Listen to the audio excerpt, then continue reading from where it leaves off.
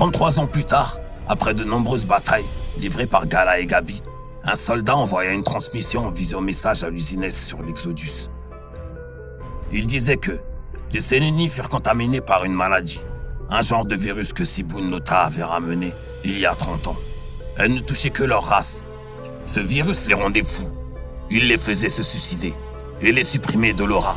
Sibun mourut dès son arrivée sur Elon. Il contamina son peuple et provoqua leur fin.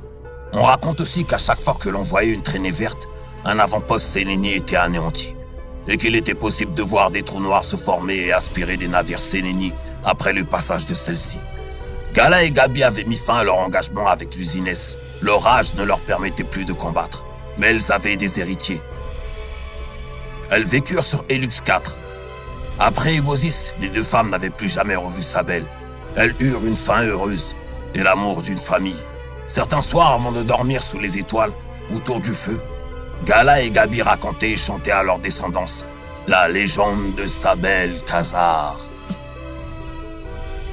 22 ans plus tard, sur une des lunes de Tazoum, une navette se posa près d'un village au bord d'un lac.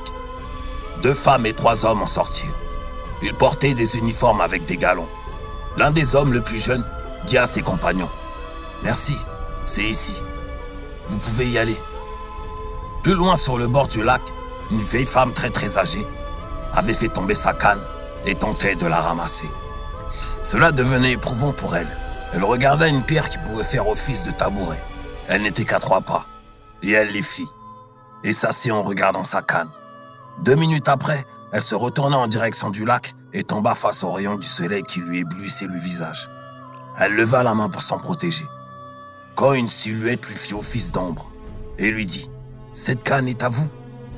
La personne l'aida à se retourner du côté opposé au soleil, et lui mit sa canne en main. Lorsque sa vision devint moins floue, un garçon de 22 ans se tenait debout devant elle avec un grand sourire. La vieille dame ouvrit grand la bouche d'étonnement et dit « Lumine, c'est toi ?»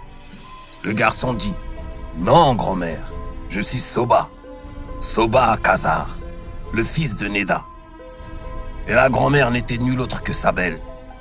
Elle dit « Quoi ?» Et Sabel sourit et se mit à rire de haute voix. Soba lui sourit et la prit dans ses bras. À ce moment, Sabel ressentit Soba dans l'aura et se mit à pleurer. C'était un Khazar. 2 mois plus tard, Soba emmena Sabel sur Raccoon. Elle l'emmena dans un fossé qui descendait à plus de 12 km vers le centre de la Lune. Arrivés à destination, un petit temple était visible dans la fumée. Ils posèrent la navette à côté et partirent en expédition avec Sabel. Le temple était fait d'iridium. À l'intérieur se trouvait une fresque qui parlait d'une grande guerre et de portails, avec des noms et époques différentes. Un nom revenait toujours, les Chagas. Sabel était émerveillé. « Sais-tu qui sont ces personnes ?»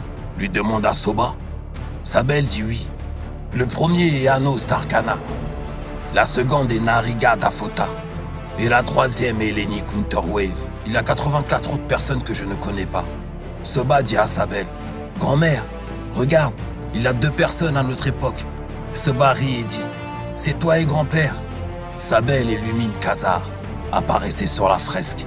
En touchant la fresque, avec un peu de Lenny et des neutrinos, la fresque prit vie. La langue était illisible. La faculté de Sheila était utile. Sabel se mit à raconter à Soba ce que la fresque disait il y a 340 000 ans, avec le premier héros,